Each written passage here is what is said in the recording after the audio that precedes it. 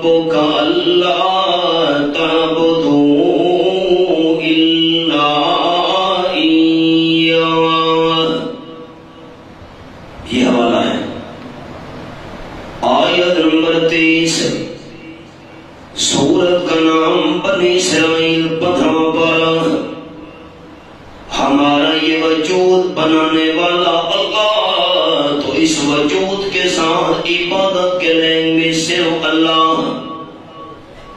اگر اللہ کریم کے بغیر ہمارا یہ وجود کسی نے نہیں بنایا تو اللہ کے بغیر عبادت کے لئے بھی اور کوئی نہیں ہو سکتا.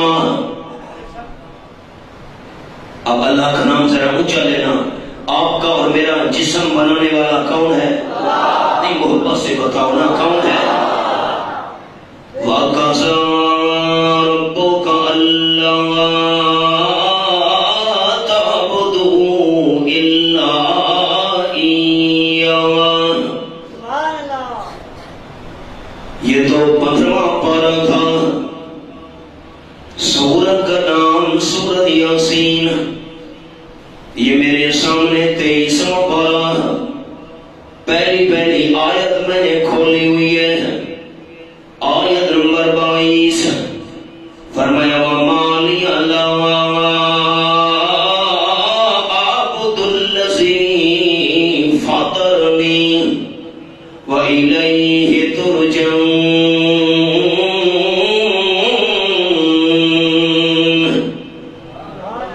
ایک غریب بندہ، لکڑی کا کام کرنے والا، دوڑتا ہوا آیا. اللہ کریم کو اس غریب بندے کا دوڑنا اتنا پسند آیا، اللہ کریم نے اس غریب کے دوڑنے کو قرآن بنا دیا. یہ میرے سامنے آیت نمبر 20 کھلی ہوئی ہے. اللہ فرماتے وَجَاءَ مِنْ أَقْصَى الْمَدِينَةِ رَجُلٌ يَسْعَىٰ. شہر کے دور والے کنارے سے ایک بندہ دوڑتا ہوا آیا. اللہ کریم اس بندے کا نام کیا تھا؟ اللہ نے نام ذکر نہیں کیا، مسئلہ سمجھا دیا. میں اللہ کریم کو بندے کے نام سے کوئی مطلب نہیں، میں اللہ کریم کو بندے کی صفتوں سے پیار ہے. دوڑتا ہوا آیا، آ کر اپنی قوم کو کہنے لگا. قرآن پاک کے الفاظ قال یا قوم اتبعوا المرسلین. اے میری قوم، اللہ کے رسولوں کے پیچھے چلو. اتبعوا من لا يسألكم أجرا وهم مهتدون. اللہ کے رسولوں کے پیچھے چلو جو تم سے کسی قسم کے پیسے نہیں مانگتے ہیں، معاوضہ نہیں مانگتے ہیں، مزدوری نہیں مانگتے ہیں، اور ہیں بھی اللہ کے رسول سیدھے راستے پہ چلنے والے ہیں. وہ غریب بندہ کہنے لگا، اللہ کریم نے اس کی تقریر کا ذکر قرآن میں کر دیا. غریب بندے نے کہا وَمَا لِيَ لَا أَعْبُدُ الَّذِي فَطَرَنِي وَإِلَيْهِ تُرْجَعُونَ. میں اس اللہ کی عبادت کیوں نہ کروں جس اللہ کریم نے مجھے پیدا کیا ہے. پیدا کرنے والا اللہ، تو عبادت کے لائق بھی صرف کون ہونا چاہیے؟ اب خیال، اب میں بات کو کھولتا ہوں. آپ کا اور میرا ماتھا کس نے بنایا ہے؟ سارے نہیں بولتے، میری اردو نہیں سمجھ آ رہی. کوئی مشکل بات تو میں نے نہیں پوچھی ہے. اللہ کو ماننے والے اونچا بولو. آپ کا اور میرا ماتھا کس نے بنایا ہے؟ ماتھا بنانے والا اللہ. تو اس ماتھے کے ساتھ سجدے کے لائق بھی کون ہونا چاہیے؟ اوہم صحابہ کرام صلی اللہ علیہ وسلم سے کہنے لگے انت احق یسجد لک.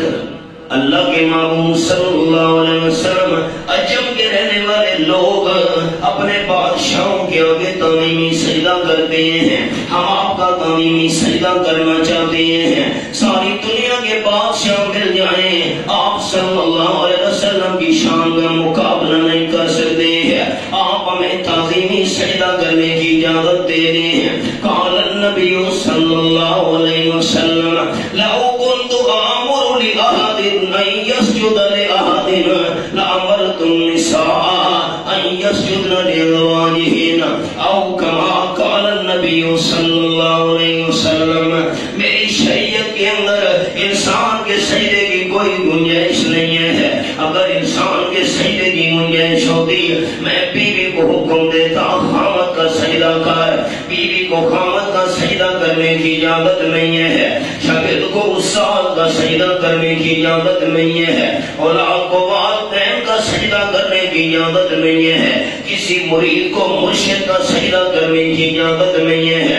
تم صحابہ کرام کو میں آمنہ کے لال صلی اللہ علیہ وسلم کا سجدہ کرنے کی اجازت نہیں ہے، کیونکہ ماتھا بنانے والا اللہ ہے، تو ماتھے کے ساتھ سجدے کے لین میں صرف ایک اللہ ہے۔ قال النبی صلی اللہ علیہ وسلم لعن اللہ اليہود والنصارى اتخذوا قبور انبیائهم مساجدا او کما قال النبی صلی اللہ علیہ وسلم۔ حضرت عائشہ رضی اللہ تعالیٰ عنہ بیان کرتی ہیں آپ صلی اللہ علیہ وسلم کی وفات کا وقت تھا، آپ کا سر مبارک میری جھولی میں تھا، میں نہا کے نتی وساکی نتی بین ساری ونہری رواہ البخاری۔ اس مقام پر آپ صلی اللہ علیہ وسلم کا سر مبارک تھا، میری جھولی کے اندر آمنہ کے لال صلی اللہ علیہ وسلم لیٹے ہوئے تھے۔ آپ صلی اللہ علیہ وسلم نے وفات کے وقت بار بار فرمایا لعن اللہ اليہود والنصارى اتخذوا قبور انبیائهم مساجدا۔ آپ صلی اللہ علیہ وسلم کی وفات کے وقت لفظ، لیکن یہ مسئلہ بھی یاد رکھنا آمنہ کے لال صلی اللہ علیہ وسلم دنیا سے چلے گئے، کوئی بندہ دنیا میں ہمیشہ رہنے کا دعویٰ نہیں کر سکتا۔ اللہ کے قرآن کے الفاظ سنانے لگا ہوں، ہمیشہ زندہ رہنے والا صرف اللہ ہے۔ قرآن سچا